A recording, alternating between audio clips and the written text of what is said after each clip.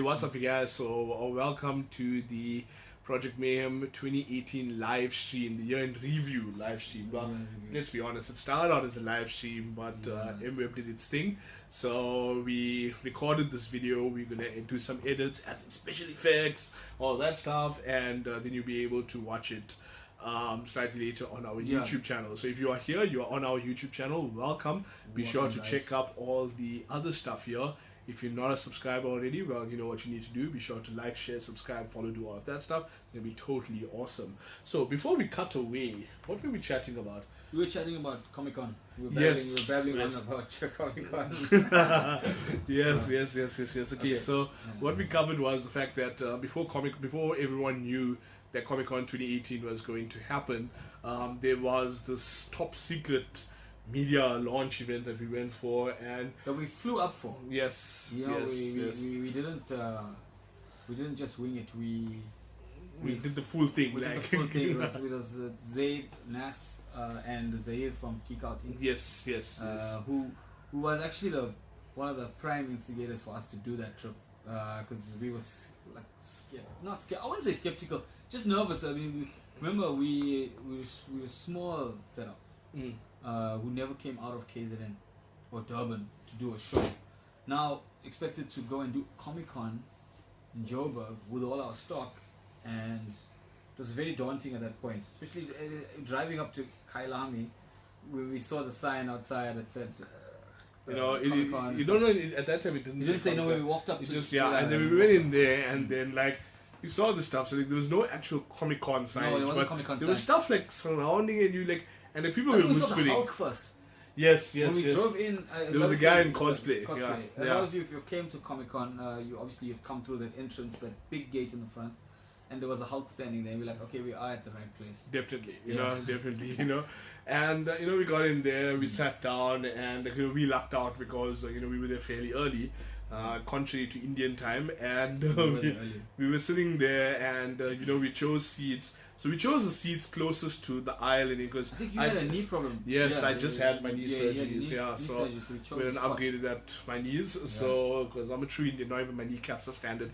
That was a card. You lean against the couch, right? Yes, that's right. Yeah, so we were there, and not long after that, suddenly we see John Carney coming out and Connie Chiume, and I was there, and they constantly like right in front of me. Zaid's got his hands on the backrest of the couch, and John Carly's right there against Zaid's arms. Yeah, because he knew, go for days. But nonetheless, and then Carol Weaving comes on the screen, and then she announces, what, we're doing Comic-Con 2018, and that was just Yeah, you can catch the full reaction in real time.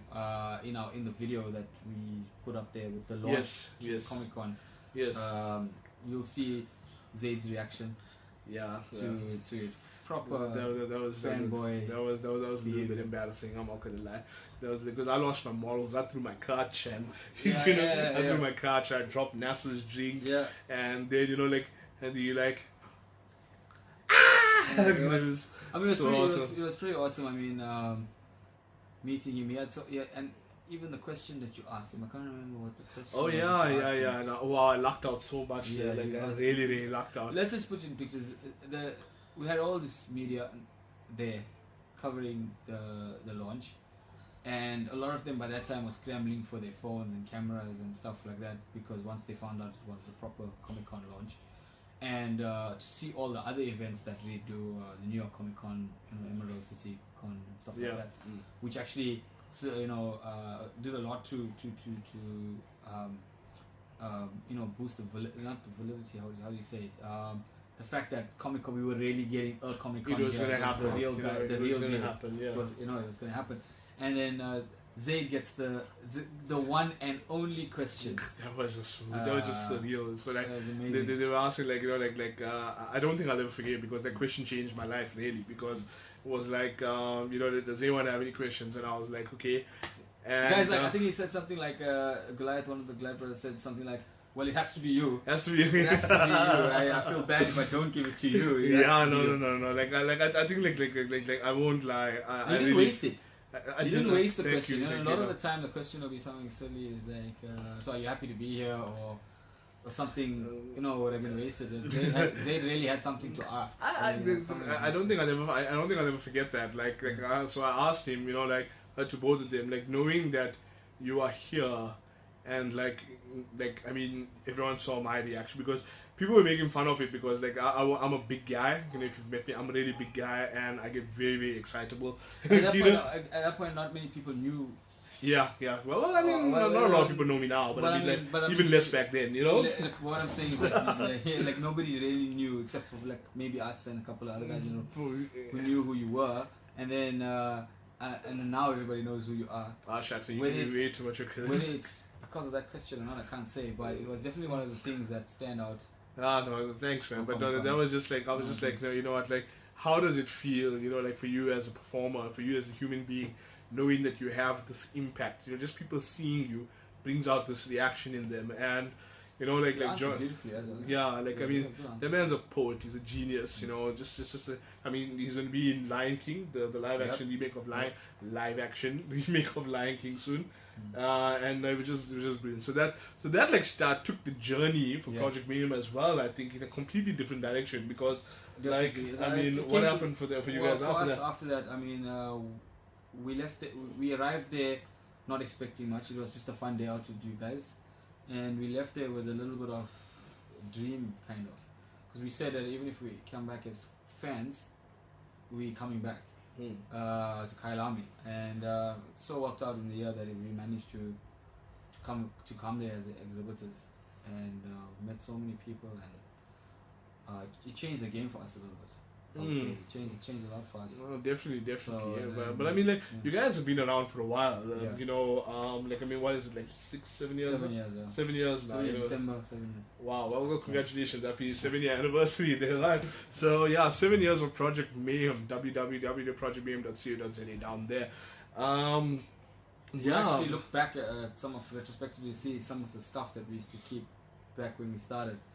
And, you know, when I look back at it, it's like such silly stuff that we started with, and the type of advertising we used to do, and never thought that it would be. We had hopes for it, but we never thought it would be what it's become. I mean, especially with the events, and you know, which we're going to talk about now. You know, in this segment is a lot of the events that we did was a dream, because I remember watching the movie Fanboys. I don't know if you remember that movie, Fanboys. Yeah, vaguely. About the kids who go and the friend is dying of cancer, and they go and try and steal the print of Phantom Menace, so they could watch it. Yeah. And at the end of the movie, in the line to go to the movies, you see all these Jedis and even Star Trek characters sitting in tents in line outside the cinema. They've been there for 3 days to go and see Star Wars, and so that was the idea Nas and I had. Like, wouldn't it be cool if we could get guys dressed up in cosplay? Now, just to tell you, at that point I didn't realize that there was a cosplay community. I didn't realize there was this group of people who were so passionate about it. I just thought it was just fun, like how Halloween people just get dressed up and go to the movie. I didn't realize this is what people did passionately. It was a big part of their life. Yeah. I didn't realize at that point. Even in our first event, I didn't realize it was a gimmick. Crazy. It was in my mind a gimmick. You know, to show people that there are people out there. I didn't expect it to have its own breathing culture. I don't know. That's one of the things that shocked us. Or I don't know about Nas so much, but me especially. No, I must say, like, you know, it's a beautiful thing. At this point, I just want to give some shout outs. There are a few cosplayers who actually, like, you know, like, just go above and beyond when it comes to representing, you know, especially at the Project Mayhem events, you know, and I'm going to put their details over here as well. So, you know, there's Light River Cosplay, there's Senkita Cosplay, there's Lauren Order 66, there's Annabelle, yeah, you know, like you know, Annabelle, there's Abby, I know Foxy Cosplay, but I think she's changed her name. There's you know, even you, Zaid. I met Zaid before, about a year before or so, before we started doing the events. But like my first real integration with you in the community was when you came as what is his name? Samuel L. Jackson's character. Nick Fury. Nick Oh, Fury. right. Nick Fury. It was Nick Fury, and he stayed in character Oh yeah, the whole evening. He stayed in that was character. crazy. And, That was crazy. yeah, it was amazing. Shaved my head for that. Shaved his Shaved my head. head. That He was had crazy. an eye patch. He had the guns, and all the guys who came for that first one. It really Yes, changed that was the that. That plot. was Age of Ultron. No? Age of Ultron, April 27th. I would like to say 24th, maybe Somewhere around there. somewhere around there, April 24th. And that was to start off with that event was massive. And at that point, they told us that there's no independent company that's ever been allowed to do an IMAX event. And at that point, Durban was the only cinema that had an IMAX. Yeah. For about I think they were about 6 months or 8 months old at that point. And for a long time, it looked like it was impossible to happen. I mean, just to put you in the picture, we applied to do Star Wars, not to do Age of Ultron. And we were offered Age of Ultron later down the line, but we wanted to do Star Wars because, like I said to you, the idea came from actually watching Fanboys and seeing those kids, and so that was the idea. And then that developed. It ended up the Age of Ultron fell at our feet, and then for a long time it looked like it was impossible. Just two of us. I mean, realistically, there's Nas and I, and then to put it together with obviously Batcave came on board to help us, and I-10 we did their company launch on the day. So it was 3 companies putting together this massive sold out event, and we were told at that point by the people at the head offices and stuff that it was the first time in South Africa that an independent company had done a screening in IMAX. And I recently found out that besides corporate companies, it's still up till now no other company has done it. We've done 19 of those. We're not even counting the other side events. No, We're just like talking about IMAX just the IMAX events. That's madness. It's crazy. Like when you look at some of the films that we've done, Civil War, the new X-Men franchise. You look at I mean, just Justice Aquaman League. the other night. Aquaman was on Friday. Spider-Man: Homecoming. No, it's just Thor, amazing. It's just Thor amazing. Ragnarok. I think for me though, like the ones that really hit me are the Star Wars events. I was just gonna say, look, Suicide Squad was pretty cool. Oh yeah, as yeah. well. No, without a doubt, but without Star a doubt. Wars, it's something about the Star Wars event when it gets to that December, and you get that feeling in you that you're gonna watch a new Star Wars movie, and you get so optimistic, and you come there and you see. When I mean hundreds, not only the people who come for our events, but hundreds of people in Jedi costume, Chewie mask, a Vader mask, a Stormtrooper mask, The works. lightsabers, guns. No matter what, It's just something else. It's something else. Do you remember that time when? Okay, this wasn't this year, but do you remember that time when we did that? What was it called? The mannequin challenge. Oh yeah, that was. Yeah, I think we're trying to put the video in somewhere over here. Try and overlay. Dean and Aisha did a good job. Yeah. So shout out to Dean Free and Dean and Aisha Free, They good did a friends of fantastic ours. job shooting that scene. So that was awesome. That was awesome. Cool. So just crazy awesome. Like so many memories. But you know what? That's a walk down memory lane, bringing it like slightly closer to home, the tune of the afternoon. And that, of course, being stuff that happened in 2018. We spoke about Comic-Con. We spoke about the journey to Comic-Con. We didn't talk about Comic-Con itself. Well, I think we'll get to that because we're talking about February. We're still in February. Wait, we've been talking for a while now, and we haven't even gotten past the first quarter. Yeah, there goes our 30 minutes for that segment. Okay, so what happened in March? So in March was more prep for April. Oh no, April was madness. We were fools, like truly fools in April. What happened? So in April was Infinity War. Oh my, yeah. Okay, no, I remember that. So everybody's mind was like Easter time and holiday time, and we all know that when it comes to that time of year, there's one big movie. Yes. Generally Marvel. Yes. But one big movie, and when Infinity War came around, I don't think I've been for a film besides maybe the Star Wars ones where there was that much anticipation. For a movie. It's like everybody wanted to love this movie. I have this thing where recently in the last couple of years I detached myself from the films. I stopped watching the trailers and I just go to be entertained. But I know it's not like that for a lot of people. Yeah. For a lot of people, I found that they want to watch all the trailers. They want to speculate Yeah. who's gonna die. That was, I think, the main thing. Yeah, like what's we gonna knew happen. everybody knew Thanos was gonna get all the stones. Everybody knew Thanos was gonna snap his fingers, and everybody was like, somebody's gonna die. He's gonna be Cap. He's gonna be. Apologies for anybody who's been under a rock and hasn't watched Infinity War. No, if you haven't watched Infinity War, then you know what? Waiting for the you DSTV deserve, one. yeah, you deserve the spoilers. Everyone dies. So I mean, you know that, and everybody's excited with Spider-Man making his appearance in Civil War and then having his own film, and then now what role is he gonna play in Infinity War, and all the new heroes and all the old heroes, how they come together, what's going on. There's so much. I remember so much of discussion. It was actually getting quite exhausting. To actually watch the movie was quite a relief to actually see what because the amount of people were like, what's gonna happen here? What's gonna happen there? Is it gonna be? And like we stress ourselves out before the film happens. So I mean, that was, I don't know for you what you thought of the movie. I thought it was one of the better superhero movies.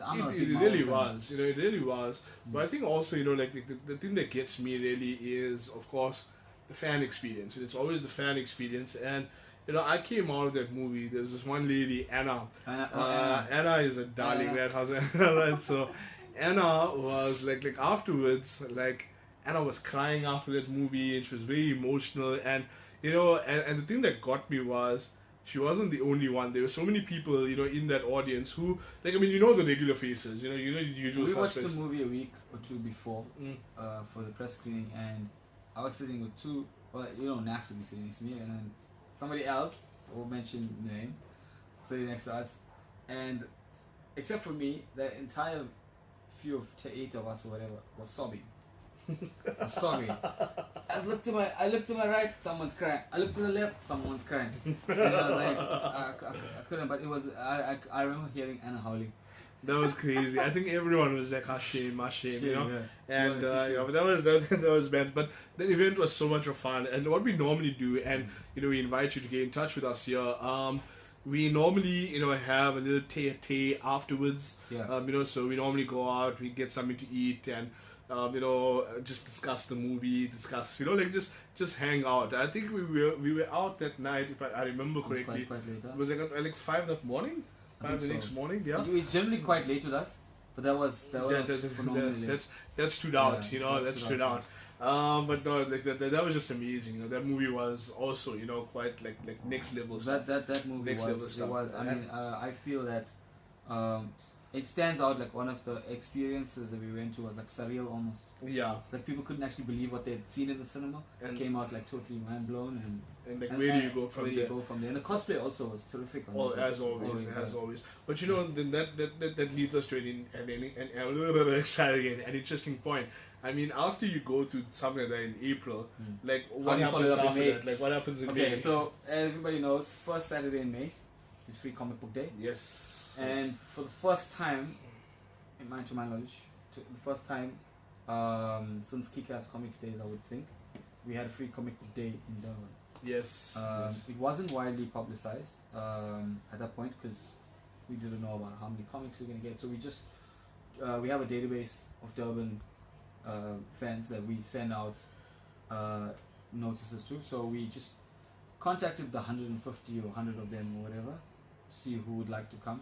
And if you check out the videos and stuff and the pictures, you'll see we had, I think, 90 people come throughout the day. It was from the morning, from 9 o'clock. There were people that at 1 minute past 9 we're here. We also sold tickets for Comic Con that day. Yes. Weekend passes and stuff like that. And Free Comic was the first Free Comic Day. We just had snacks. We had friends that had guys chilling. People came in cosplay. Yeah, that was cool. That was quite really cool. It was the first for us to have people come to cosplay to the headquarters here. And we had a small pop-up store as well. Stuff on special. And I think guys had a good time. And so much lots of fun. Lots of fun. So we're looking at doing it bigger this year. Whether it's going to be at this venue or not, you just watch your socials. Media. Just check out all your socials. But it'll be 4th of May the 4th, which is Nas's birthday, Star Wars Day. Awesome. Free Comic Book Day is on the same day, so can you imagine the celebrations that we'll have? It's going to be awesome. Just watch our social media and you'll see all the details there. We'll do something special for Star Wars Day as well. Damn, that's going to be awesome. Cool. So get ready, you know about it now. It's still like, by the time you see this, hopefully it'll be like late December, early January. So first weekend in May. First weekend. Free comic book day. It rhymes here at Project Mayhem. If nothing else, you're gonna get some dingers. That's so pretty. Get some dingers, you know. We're all about the dingers. All about dinger life, dinger life. Okay, so that was not the end of May, dude. Yeah. What happened now? Remind me. Okay, so there's another event that is going to be happening. It happened for the first time in Durban, called Comic X. People would have heard about it now, more than what they would have back then. Comic X is an independent run con, I would say, like just a geek event. So they held it at Kunubia Mall. It was a 2-day event, if I remember correctly, and it was pretty cool. For the first time, it was held at Kunubia Mall. It was mainly a comic and gaming festival, and it was. Yeah, no, I remember I missed that. You missed it. There was cosplay as well, which was good for the community. The more people are exposed to it, the more they realize, because we can't get enough of hearing, we didn't know something like this exists. Yeah. So it's an untapped thing. So that was pretty cool. It was different. It was good for Durban. It was also a way for us to prepare for participation in other cons like Comic Con and stuff like that, where we try to do things a little bit differently. We were one of the anchors of the event. What they call a premier partner with Comic X. So that will definitely be something that was going to be happening again. So just watch out. There will be another one in 2019. Fun to go to just to hang out with like-minded people, and from what I'm made to understand, it'll be bigger this year. That'll be a lot of the events are the second time around, they're going bigger. Yeah, we'll come to Icon in a second. So Icon, and that's how that's grown. You were there from the first one. It's crazy. It's crazy. As long as we're talking about that, I do want to talk about, like, around the same time that was happening. I was doing something else. I was doing Geek Fest. And Geek Fest is in Josie, roughly around the same time. And I distinctly recall, like, we were fasting at the time. It was while we were fasting. So Ramadan. So now we had started, I think, a week in. Yeah. So it's crazy. So I was at Geek Fest that weekend. We also had such a blast day. Like, the Joburg crowd are pretty kick-ass, pretty awesome. We saw the videos and you looked like having a blast. It really was an amazing time. So we know that Project Mayhem fans are all over the country, and you even have some customers abroad as well. There's a lot, so I don't want anyone to say that next year I didn't know that there was stuff, or I didn't know things that no excuse, guys. There's no excuses, between all the cons, and can I just say something over here at this point, I'm very, very fortunate that I've had the opportunity to work very closely with a lot of the different guys in the, I'm gonna say, industry. In the industry, I think industry works, and there's a lot of this mentality, like, where it's like people think that there's a competition between the different cons and the different events and even the different stores, but and Reza will echo the sentiment.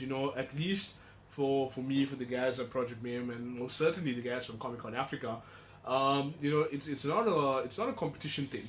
Even with the guys from Geek Fest and stuff, it's not a competition thing. Everyone has this collective goal of growing the geek community, of growing the fan bases, of indulging that that aspect of people, and it really comes to you. It really comes to you. It comes down to the fans. I mean, even our events, we can go put up thousands of events. You can have R1 billion to go and throw at an organizer or as an organizer. It doesn't help if you don't have the fans. With us, our events would never work. We would have stopped on Age of Ultron if we didn't have support of the people. So it comes down to that, and whether you're cosplaying, whether you're just coming to support. I mean, it's not cheap. Events are not cheap. Tickets are not cheap. No. Merchandise is not cheap. We understand. We all know. We all understand where it comes from. So that the fact that people are getting behind these events means that they can happen. Yes. And the more events, the better it is for the community to grow. I've been to Geek Fest, not as an exhibitor. I've been as a fan. I've spent money in Geek Fest. It's a good time. It's a good time. And I like to echo what you said. I've spent money in other stores in South Africa because we're fans first. And and so it comes down to it. I think it's our South African mentality. You and I were talking about it recently. It's that we have that mentality, like if somebody has an idea, it's automatically taken from somewhere, or Yeah, you know, it's a and them and someone's gonna us thing. offend It somebody, becomes, them and yeah. us mentality. We all see ourselves in the same boat. So, you know, the fact that we have community events, we're fortunate because 5 years ago we didn't have it. No, it's been a dramatic change. It's a big and- change, especially and- in KZN. I can only speak from a KZN point of view. Yeah. More or less, Geek Fest is something that we wish we could pack all our stuff and go all the time. It's just not practical, and stuff like that. But like I know FanCon happens in Cape Town, and you know I'm really release hoping then, to and- attend FanCon next also year. that So because like Nizar asked us like directly, you know, when you coming? Yeah. when are you guys coming? And I would love to go down there. I'd love to go You down know, there. let's make a trip. Let's make a trip. Like, you know, next year I think it's the last week of April. I think so. Yeah. So yeah, no, go to Kaapstad. We're gonna go over there. What's that burger place? Woody's. Woody's. Yeah. Yeah, And yeah, Ikram, if he's going to be probably watching later, he can fill us in on what. There's another place that I know he likes there. He told me about it. We're gonna do the thing. We're gonna definitely do So the we're going thing. to do the thing with, you know. But as far as doing things were concerned, and you know, steering the ship, you know, I mean, so that was May. That was So May. what So happened we had in a little June? bit of a break in June, I guess. I Mhm. don't know what kind of break we can call it, but we had something of a break. And then July came around. Uh-huh. And in July, dude, we had Geekville. Another one of those events that I missed. Like I was so bummed out about it, but like Geekville was something. Now this was something else because like Geekville happened. I think it was at the House and Garden show. Now, right? if, for people who are not from KZN, not from Durban, House and Garden show is a massive home decor show, just as big as Decorex is. And when I say that, I mean that in the fact that it's been going on since I was maybe 3 years old.